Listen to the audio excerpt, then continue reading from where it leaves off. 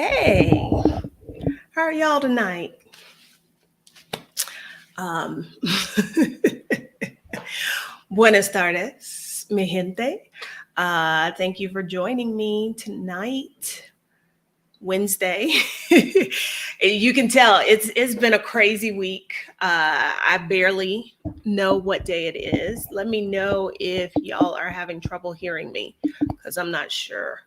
I think the microphone is doing what it's supposed to be doing. So, how are y'all tonight? I hope everybody is doing well. Um, if you are watching this live, thank you for being here. If you're watching this on the replay, thank you as well. If you are new and you have no idea who I am, let me introduce myself. There are the comments. My name is Adelia Aborashade. I am coming to you live from Mexico City, Mexico. I have been living here. This is my second time living here. I've been back since July 2020. I've been abroad 6 years, 5 years, 6 years, something like that. I can't remember. I help Black women master their money so they can live the life they want. For me, that was a life of travel. And a life outside the US, but I help Black women with whatever their dream happens to be. On this channel, we talk about my life abroad, we talk about money, we talk about travel, and kind of everything in between. Hola, hola. I see everybody in the comments. So, welcome, y'all. I'm gonna be for real and keep it 100. We almost didn't have a live tonight because I procrastinated, as one does, and I'm technically in the middle of a sewing project that needs to be finished by tomorrow before I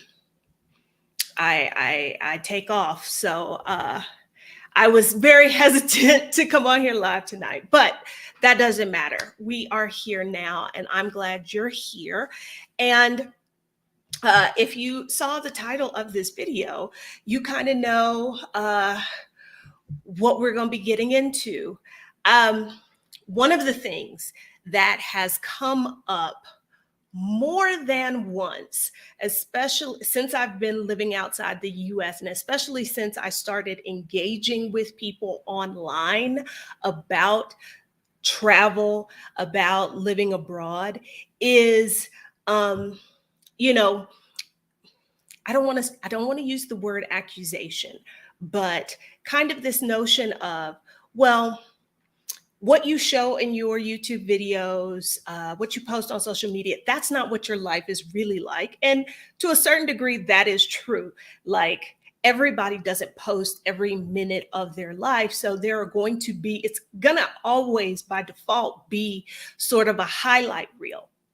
So yes, that is true to a certain extent, but I have heard this comment, not necessarily directed at me, but it's been kicked around in these various travel circles, living abroad circles, what have you, about like folks actively trying to mislead people about their experience. And that got me to thinking about, like, you know, there are all places I would think that we have traveled to that everybody told us, oh my gosh, that place is great. It's awesome. You're going to love it.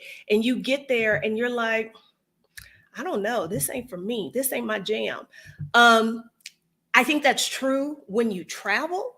I think that is also true when you are looking for a place to relocate outside of your home country. So that's what I wanted to talk about tonight. And I'd be really interested to know about the places or the experiences y'all have had with going someplace that you really, really did not love. Okay, so Monica. Yes, I'd like to know what to do if I make a move in a place and then not liking that place. I've done that several times. If anybody has watched any video on this channel, you've probably heard me talk about my time in China, which I did not love, and my time in Kuwait, which I loved even less than I liked China. So yeah, Monica, we are going to talk about that. And here's the thing. I have always said this and I still stand by it. When you move to a place and you don't love it, you can go to another place. There's no rule that says you have to get it right on the first try, especially uh, especially if you do what I have done, which I don't always advise, is you move to some place that you've never been before. I'm laughing because Alicia is like, I'm moving to Mexico City. That's not an option not to like it. You're gonna love it.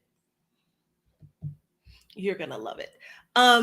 So that's what I got to thinking about. And really, it first of all, I think it is important to say and to give yourself permission to not like a place.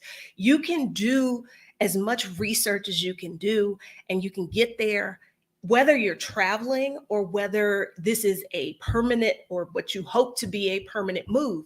You can get there and discover this is not the place for me, and that's okay. You're not at fault. You're not a failure. Like, it's okay. You can only do what you can do. So that's like the first thing I think we need to say. I would also say that every place is not for everyone. If you have watched this channel at all, you have heard me talk about my lack of enthusiasm for beach locations, tropical locations. I do not like to be hot. I do not want to deal with the sand and the salt and the heat that you experience at the beach. And I know for a lot of folks, this is like sacrilege. Like, how can you not like the beach? I don't. Okay. You can love the beach. That can be okay for you, but that's not okay for me. Venice, Italy. I know people love Venice. I don't. I will say, up until my recent visit, I visited again in December. Up until my recent visit, I would have told you it was hot, stinky, and dirty. Now that I've been there in December, maybe because it was a pandemic, maybe because it was slow season, it was not as dirty, but I still don't like it. You know, what was it? Last month, I was in Panama and I said I did not love Panama. And some folks got in their feelings about that. And I was saying Panama is not the right place for me. I was not saying no one should go to Panama. So, we've got to remember every place is not for every person. And that's okay. And so if you go to a place, you visit a place, you move to a place, and you get there and it is not the experience you want, or you have a bad experience, you get there, and if you are a Black woman, a woman of color, and you run into instances of racism, whatever your experience is, it's your experience and it's valid. So you don't have to love every place. Nobody does. And however it works for you is okay. Let me turn this off before YouTube decides that's a problem. Now, I'm curious, what are some places that y'all have visited that you had high expectations for, that you got there and you were like, I don't know why everybody loves this place? I will admit, and if you caught Rashida's interview Sunday with April Yarbrough, who talked about her time in Wuhan, China. I stayed in Hefei, China, which is not very far away. And a lot of the things she described, I dealt with. But then people were like, oh, but you got to go to Shanghai. Shanghai is great. Shanghai is wonderful. I did not think it was wonderful. I thought it was slightly less awful, but I didn't think it was wonderful. So I'm curious about that. Okay, so Rashima says New Orleans. Okay.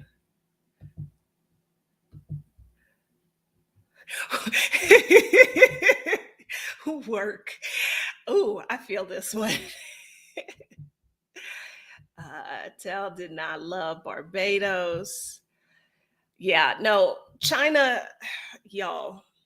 And again, I am the first one to say China was not right for me, but there are tons of people who love their time in China, who are like trying to build lives there. Okay, Ashley, I'm sort of with you on Singapore. Like, I mean, like, yeah, I get it. It's clean. But I was not bowled over. I was hot and sweaty. So maybe that's the number one thing. Like, I need not go any place that's hot ever again. Ever again. Okay. Um, Colorado Springs, huh, Greta? I didn't know. I didn't know. I wasn't aware that Colorado Springs had much of a reputation, or it's supposed to be such a great place. But here's the thing: if you go to a place, whether you're visiting, whether you're moving there, so let's say you want to move abroad, you've done your research, you've chosen this place, and you get there, and it doesn't live up to your expectations, it doesn't live up to the hype, you don't like it. How you experience it, that's I don't want to say it's on you, but it's not anybody else. What I really don't like to see is, and again, this is social media in the online travel space, folks who they go to a place and they don't love it, and then they want to lash out at the people who said they did love it. Like, those two things don't go together.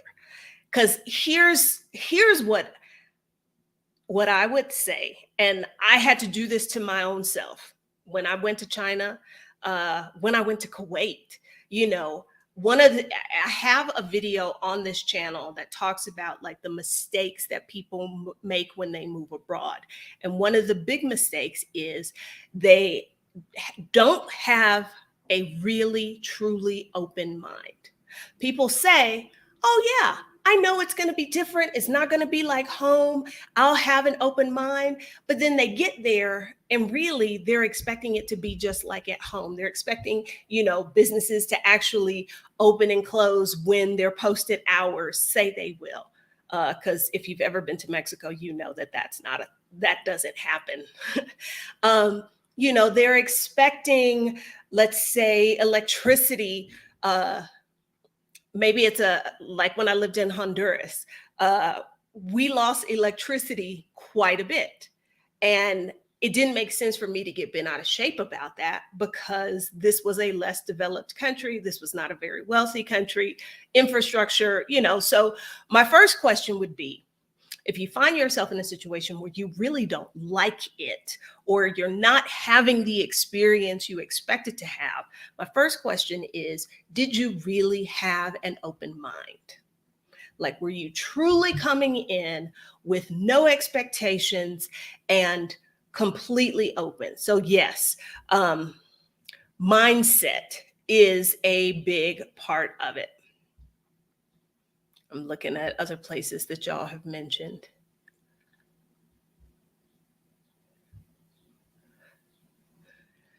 So yeah, mindset is a big part of it. And the other one is expectations.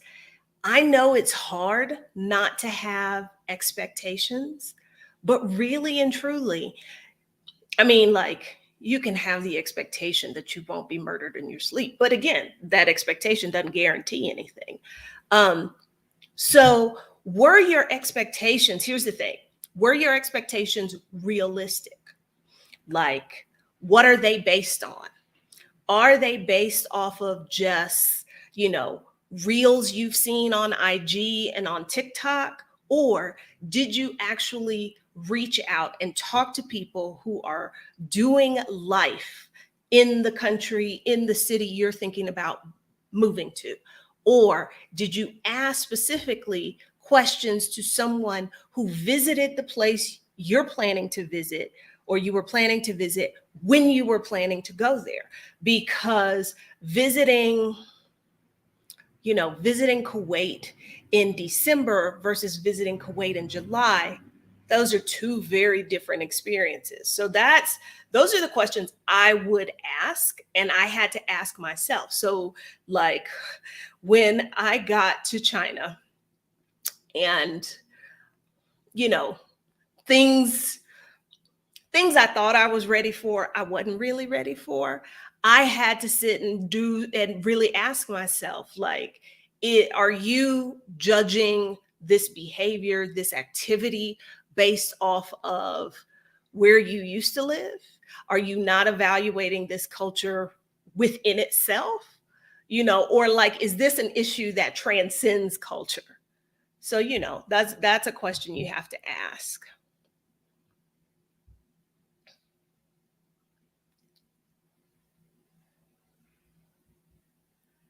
Okay, I was just glancing at y'all's comments. Here's the thing. So, one, did you reach out to anybody? And what do you know about the culture? I have said this before, like I used to be a geography teacher, so I have some background knowledge on a variety of things, a variety of places that maybe the average person doesn't have. But despite that, I still did, some research about the culture of the places that I visit or that I plan to move to. So I'll give you a prime example. Like, as Greta mentioned, in China, the spitting. From doing my research, I knew that that was a thing. What I was not ready for was that it didn't take place just outside, and that it would happen indiscriminately. So like I had to learn to be prepared, on guard, so I didn't get hit with somebody's loogie. Like so like, yeah, I understood that, like spitting outside was, although that's not something we typically do because we spit outside in the US, but it's like something you try to be discreet about, and it's the opposite of that in China. So like something like that, or here in Mexico and in other parts of Latin America, it's very common to refer to somebody by a physical characteristic, to call somebody fat or call somebody skinny, like the skinny girl, flaca, gordo, fat boy, or morena, brown girl, black girl, negrita. Okay, like that one. If you're a Black woman and you're in Latin America, that's one that often chafes a little bit. But in this culture, that is not, it doesn't mean the same thing that it might mean if somebody said that to me in the US. So when I say, like, do you know anything about the culture? Like, do you know those things that, I don't know. I don't know the word I'm looking for there. I don't know the word I'm looking for. Okay. Oh, this is a good question. What are some resources you can use to research a country? Well, it depends on what you want to know. Uh, Believe it or not, Brigham Young University used to have, oh, what are these things called? Culturegrams. BYU used to put these out, and what they were really for were for the missionaries when they would go to different places. I used to use them in my classroom because they were like 4 pages, and it would kind of give you the breakdown, like what's it like dating, and how are women viewed. It would give you stuff like that.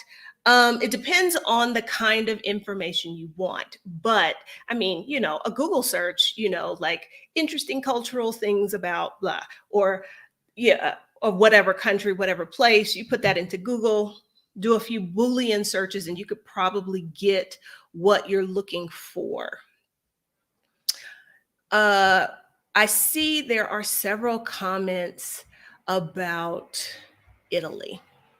You know, I've been to Italy twice, and um, it- okay, the thing that we haven't talked about yet is racism and our expectations when it comes to that. If you are a Black or a brown person traveling or living elsewhere outside of your birth country in the world, you already know there is no place that doesn't have racism. It just might look different. And the reality of being born in this skin is you have to ask yourself, what flavor of racism can you live with? Can you tolerate? This country I am choosing to visit, can I tolerate their flavor of racism for the week I'm going to be there? Or if I'm considering moving there, is the racism such that it's going to be worse than the country I'm leaving?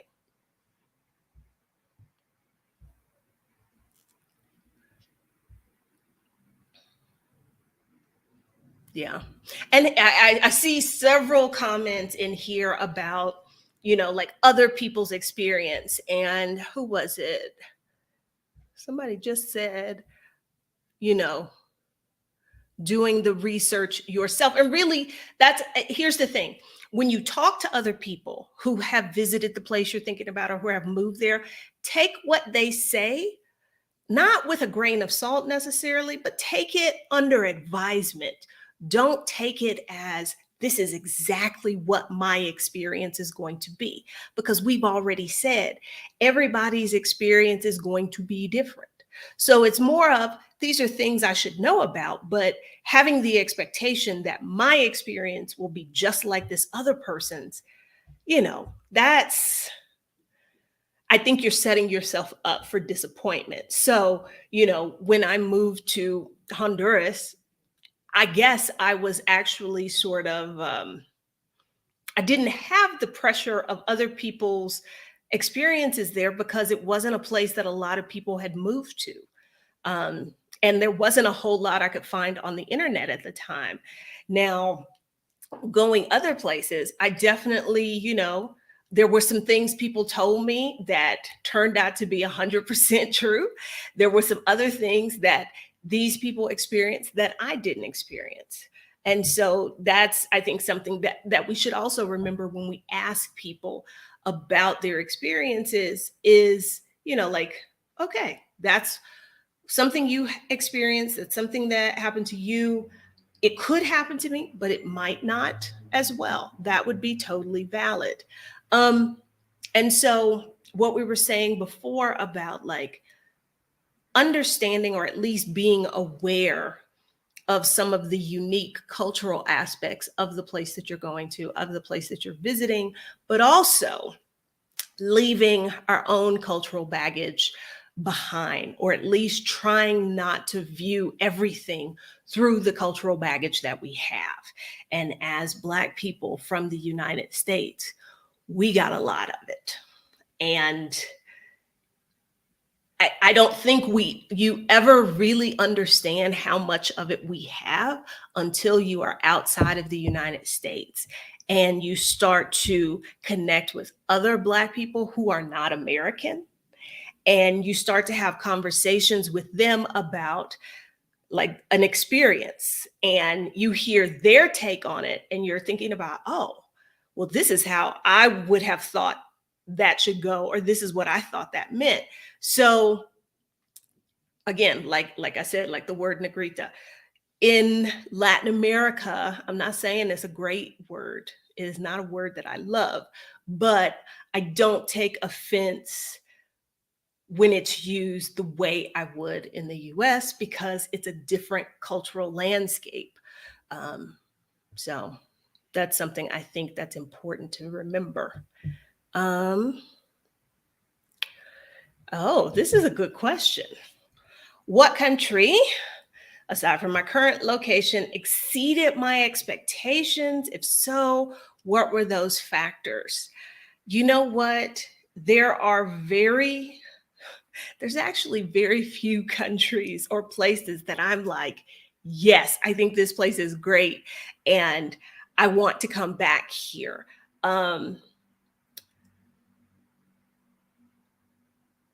Iceland when I think about what are places I would go back to, Iceland. Um, I'm really struggling with this because there are most places that I have been. It's like, okay, I've been here, I've done this. I don't need to come back. Um, what else? I do like Thailand. I do not like the heat. So, um, yeah, where else? I don't know. Because you're saying like not including my current location. I don't know. That's a hard, oh no. And I enjoyed Budapest, Hungary very much. I enjoyed Krakow, Poland very much. So much so that I would go back to Poland to see more of it. I would also go back to Hungary to see more of it. And Romania surprised me, but I don't know if it's enough to make me go back. And what's interesting about, as I say that, both Hungary and Poland don't have the greatest reputations when it comes to folks that look like me. So I don't know. Maybe that means I need to go more places because there haven't been a whole lot that I just have absolutely loved. But like I said, like Krakow, Poland, I was very pleasantly surprised because I only went because I just happened to be in that part of the world. Um, oh, I take that back. Germany, Berlin in particular, I'm a big fan. So yeah, those are the places I would say. Okay.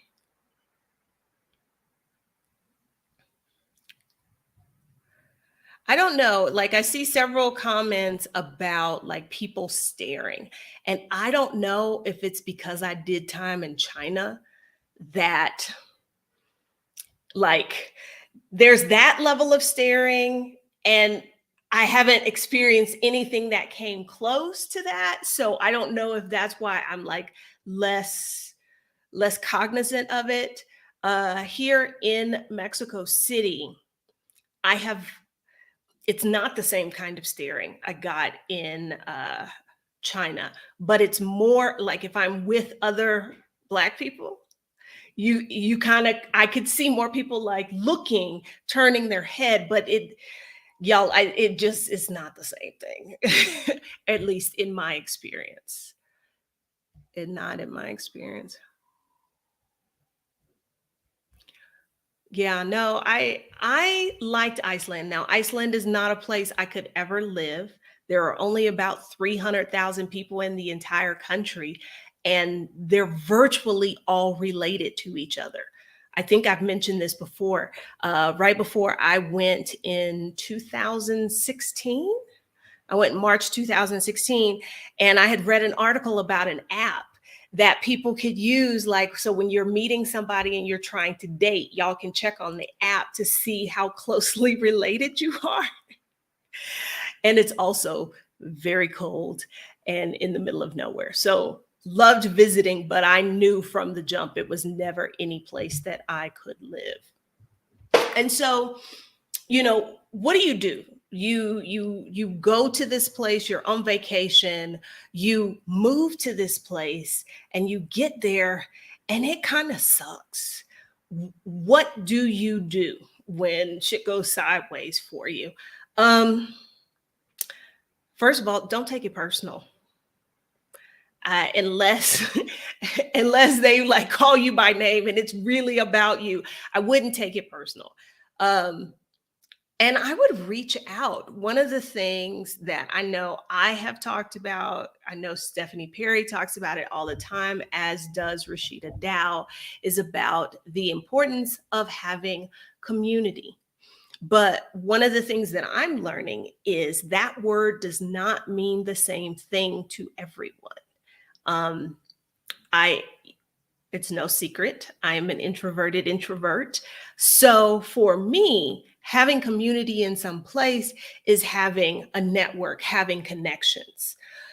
Having community does not mean we get together every week and there are socials and there are cookouts and all that, because that's too much peopling for me. Okay. um I can't do all of that. So I think one, it's really understanding what community means for you, but reaching out into the community and talking to people about, like, this is what I'm experiencing. Did you experience this when you first moved here? Because maybe when you talked to people before you made the move and nobody mentioned, like the old lady who spit on the floor in the grocery store, as was my experience in China.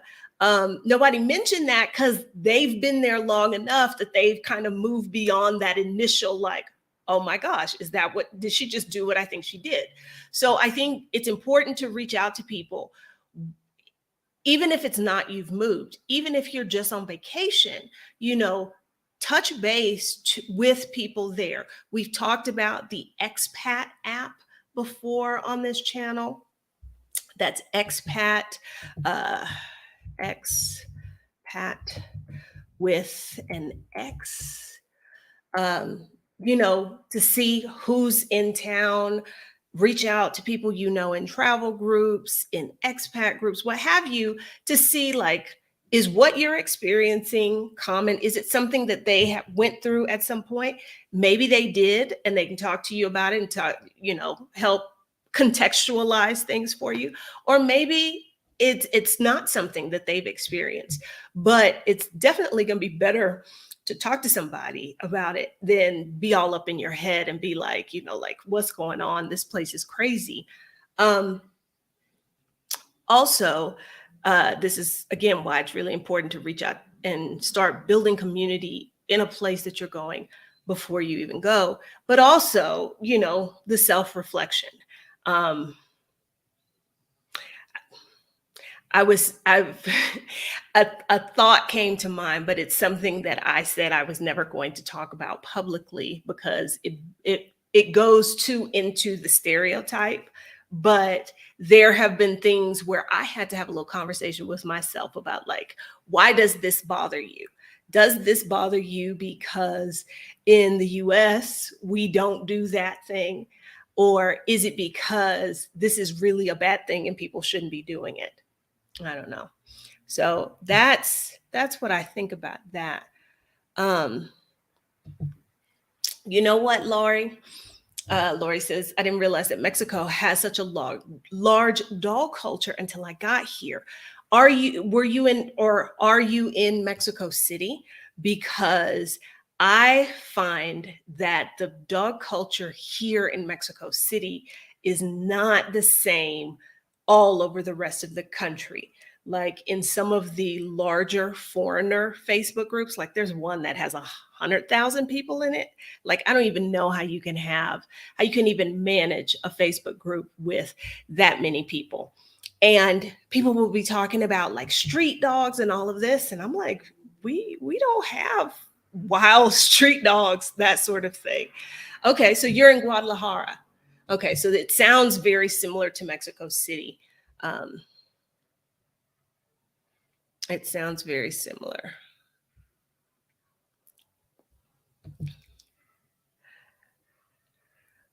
Free indeed. What kind of staring are you experiencing, and what part of Mexico are you in? Because yeah, I've been in smaller towns where they do not see people who look like me, and like we've walked through the market and you can see all of the heads kind of turn like this. And again, I'll be the first to admit, I think when it comes to that, nothing has come to the level of the dehumanizing that I felt in China. So I'm curious, where are you in Mexico, or where did you experience this? I feel like you have to have thick skin to navigate through a culture where you are a part of a super minority. I think you're 100% right about that.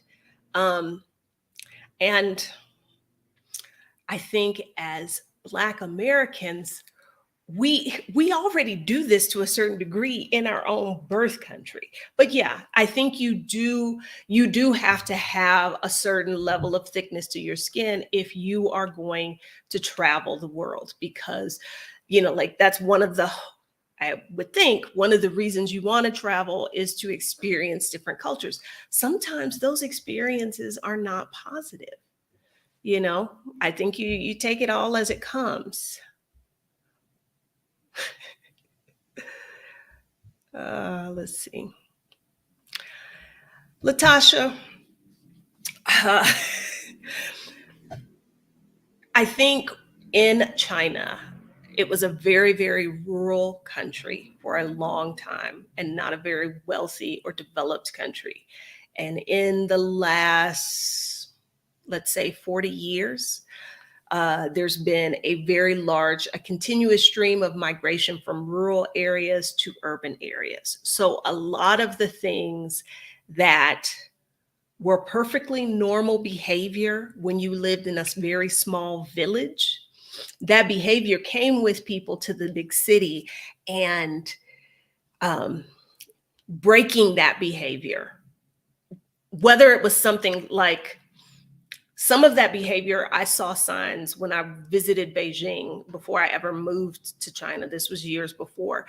There would be signs that I would notice that basically were telling people like how to act like they had home training, for lack of a better term. And so there were certain behaviors that the Chinese government was like, we're not going to do that no more. But then there are other things that seem to persist and nobody seems to be bothered by, and the spitting seems to be one of them. And that's one of the milder ones, and we'll leave it at that level, because I ain't trying to traumatize nobody. But I am still, like, when April was talking to Rashida on Sunday, and she talked about, like, even when she hears that sign of somebody like getting ready to hock a loogie, like, I am still traumatized by that because of my time there. Just seeing. Are there Black folks in Iceland? There's a handful. There's not many of anybody in Iceland, but there's, I don't know, 5. I don't know. It's not a whole lot. But when I was there, it was a Thai lady who was trying to talk me into migrating there. And she was talking about like all of the incentives that they were offering and that sort of thing. But like I said, it's cold and it's in the middle of nowhere. So that doesn't really work for me because I need to be able to travel. And you think about travel from a place like Iceland, New Zealand, Australia, places that are far, they're islands, they're not connected. Like, that's not the life I'm trying to live because I want to travel. Seeing what other comments y'all had in here. Does anybody know the name of the Black woman who has the channel? And because I think I've seen her videos. Like, is she a doctor? I feel like I've seen her videos pass my thing. Okay, Alicia says, OMG, I experienced men expose their stomachs in China. That's a Beijing bikini. It even has a name. That is one of the behaviors that the government is not, they would like to have less of that. But yeah, that's a Beijing bikini.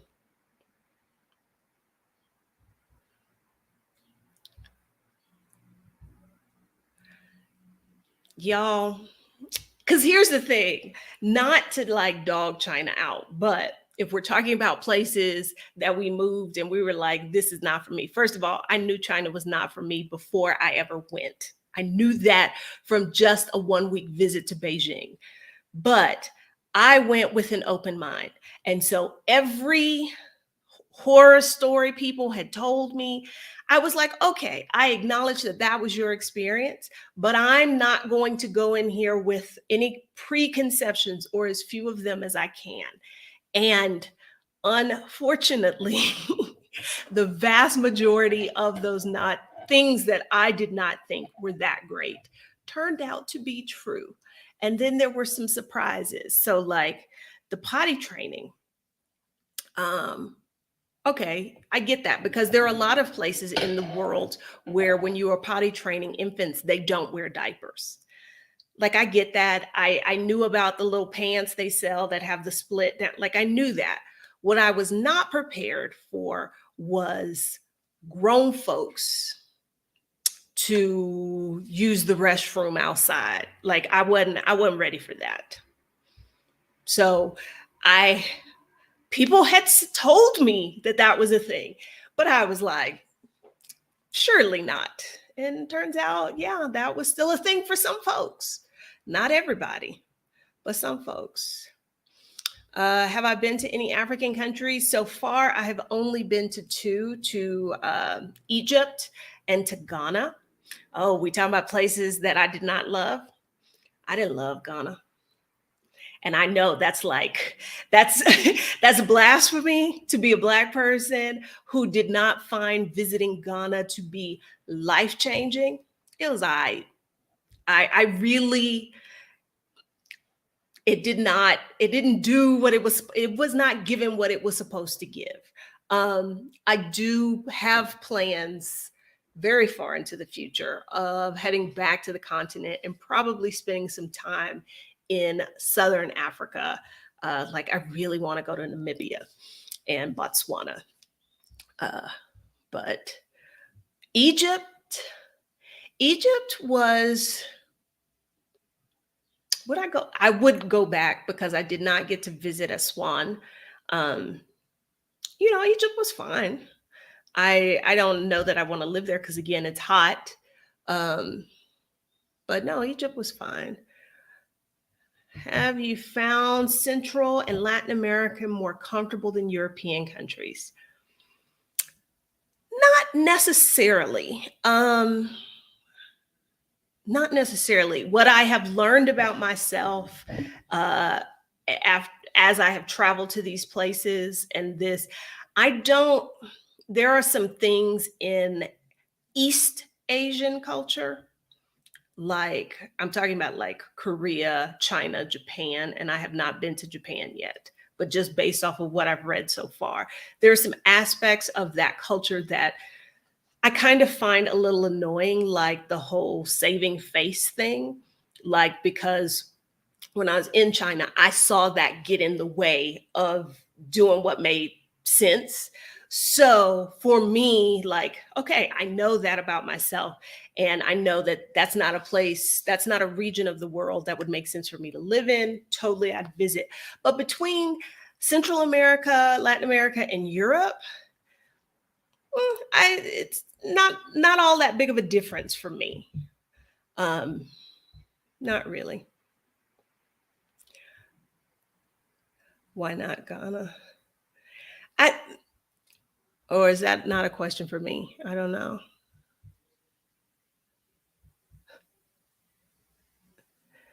Okay.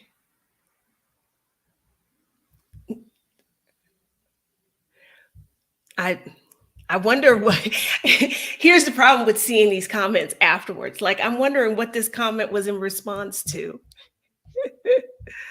uh, so yeah, like I had hoped that I would visit Japan before I left China permanently. Like I don't want to go enough. And although there was that $350 flight deal, like if I could find a flight deal, I might go visit Japan. I need a do-over in Korea because I got food poisoning when I was there, and it was also a holiday, so I didn't really get to experience it. But like it didn't blow me away. Because there are people who think Korea is like awesome. It wasn't that for me, and that's fine. That's fine. That's fine. So, um, so that's the conversation I wanted to have tonight. Was really about, um, you know, when you don't like a place. And I think the other thing we need to say is, okay, so you went to this place and you had, or you moved to this place and you had a bad experience. How do you move forward from that? Are you going to share that your experience was less than what you had hoped? Are you going to um, like try to dissuade other people? Because again, like when folks ask about, unless somebody specifically ask me about China, I generally keep my mouth shut because I know there are people who have good experiences. I did not. And so when people do ask me, and that's where I start, is like, hey, my experience was not great. I don't try to put my experience out there as like, this is the standard, this is what I think will happen for you as well. But on the same time, I will admit that, like, I think Mexico City is awesome, but it's okay if you hate Mexico. It's okay. Like, am I going to take that personally? Oh no, but every place isn't every place isn't for everybody. You know what? You are right. I've the name Picky Girl Travels the World is, if anybody watching this has ever shared a meal with me, you know that it is never dull. Okay, because I am a picky eater. But what I have learned is I'm picky about a lot of things. So yeah, I am picky about, like, places I travel to, or how I'm going to experience that place. And you know, I think the big thing we have to remember is that everybody's experience, it's valid, you know, um, but every place ain't for everybody. I am very fortunate, and I realize that pretty much out the box, I found my happy place. I found my absolute most favorite place in the world. And I was fortunate enough to be able to move there and live there permanently. Um, but I know there are lots of folks where, like, the first place they move is not great. And so you just have to regroup. You have to think about what your expectations are. What are your deal breakers? What are the things that you absolutely have to have? And then you find some other place. I mean, if you think about a country or a city the same way you would think about, like, marrying somebody, like, there I was going to say, there are dudes who I think are assholes that other women really like. And then I thought about, oh boy, I used to be married to. Like, somebody else married him. And I'm just thankful I'm not married to him anymore. I think countries and cities are the same way. Somebody, you might think that city's an asshole, but somebody else, that's the love of their lives. I am. I really am. And I am aware that I got lucky. I got really, really fortunate. So that is not lost on me. So, anything else y'all want to add to this conversation?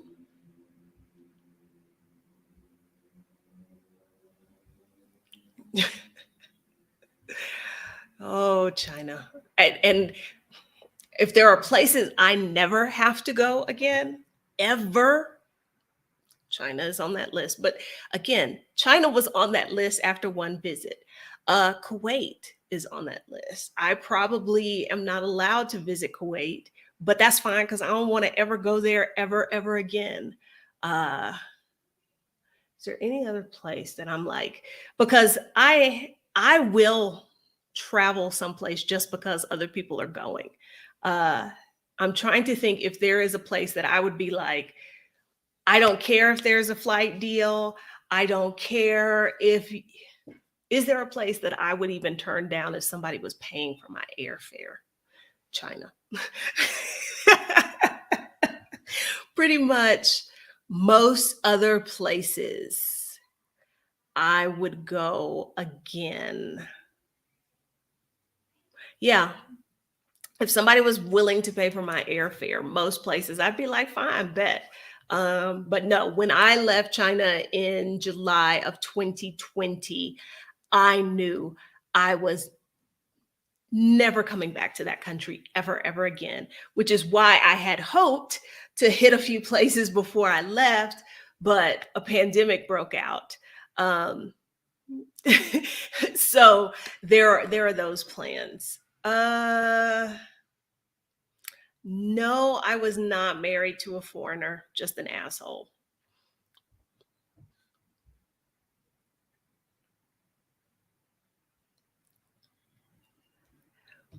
Okay.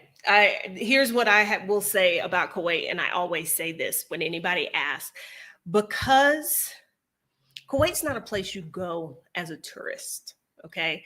Um, a lot of the countries in the Middle East have very, very small populations, but because of the oil and that whole industry, they import a lot of workers to do a variety of things. So you're experiencing that's why people go to Kuwait, because they have a job there. Nobody's going to hang out because ain't nothing to do. Your experience is directly related to the quality of your employer. And my employer sucked. So my experience in Kuwait sucked. There are people who move to Kuwait, make the most of the job they have, stack lots of money. But my employer was horrible. Therefore, my experience was horrible. The only bright spot about my time in Kuwait was that I got to travel to a few countries that, because of location, it was easy for me to pop over to Lebanon or Bahrain or what have you. So yeah, that that's that's that about that.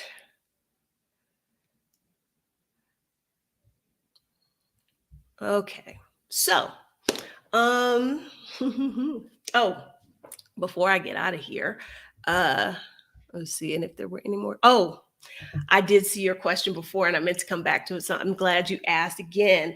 Places that I still want to go that I haven't been yet. Um, like I said, Botswana, Namibia. I figure since I will be in the area, probably South Africa. Um, in Western Europe, I'm pretty much done with Western Europe, unless, yeah, I'm pretty done with Western Europe. I would like to go to like Republic of Georgia, which is where I was supposed to go for my birthday, but things didn't work out for that this year. Um, maybe like a few of the stands like Kazakhstan, Uzbekistan, Turkmenistan. Like I would like to go to a few of those. Um, I would go back to Indonesia again, although it's hot as hell. I would go back to Indonesia. I enjoyed Yogyakarta. I did not enjoy Bali. I will never go to Bali again. Ugh, it just didn't do it for me. Um, I'm trying to think. Because again, like a lot of places like the Maldives, I'm not excited about that. Like it's beautiful, but I'm not excited about that because okay, you going to the beach. One, there's the issue of it's just the beach and there's not a whole lot else to do. Two, there is the expense. Um, and so I'm just kind of like, eh, it's not enough for me. So I do get excited about places that have interesting geography. I think that is one of the reasons why I like Iceland. I take that back about Western Europe. I have not been to Scandinavia yet. So, like Denmark, Norway, Sweden, Finland, I wouldn't mind visiting those in the summer. But like most of the rest of Western Europe, I'm sort of done with. Um, you know what? Let me tell you, living in Asia, living in China, because in Kuwait it's different. In Kuwait, you can basically get any food you want from anywhere.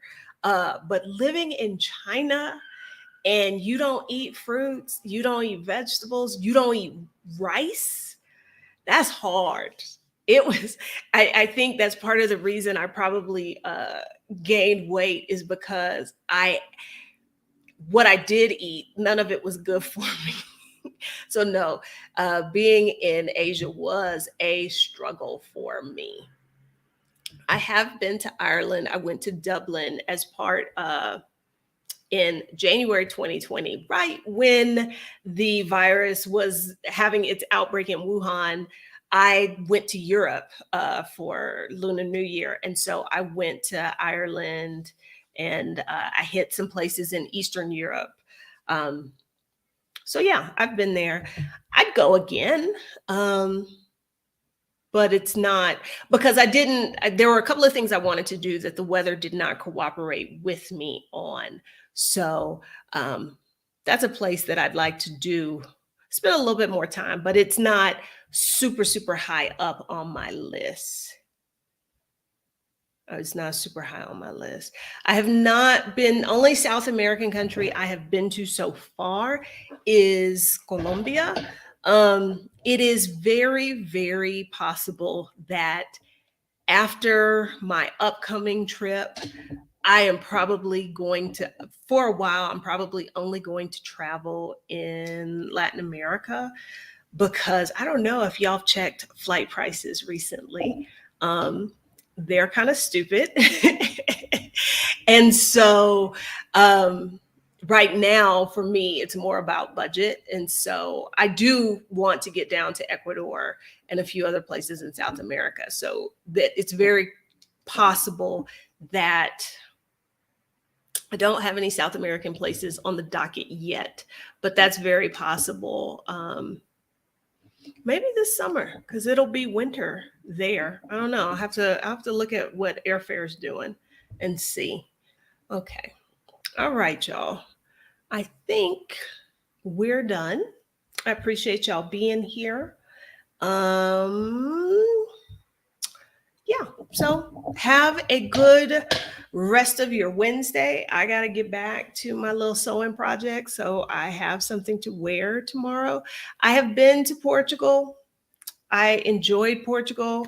I went to Lisbon. So I would go back to Portugal to explore some other parts of it. But yeah, like I actually prefer Portugal to Spain. However, I don't want to learn Portuguese. So that's the struggle. All right, y'all. Enjoy your evenings. And if you're watching this, I just thought about this. If you're watching this on the replay and you enjoyed this little chit chat, make sure you click subscribe. And then you turn on your notifications and you'll know the next time I do a live or upload a video.